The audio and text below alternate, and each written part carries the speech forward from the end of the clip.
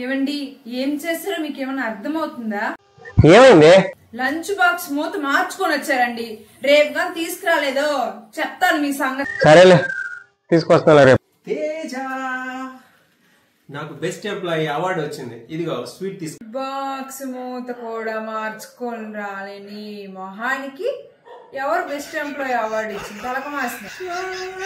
అమ్మా అయ్యా తేజ దారిలో వచ్చుంటే యాక్సిడెంట్ అయ్యి ఒళ్ళొచ్చా గాయాలయ్యాయా.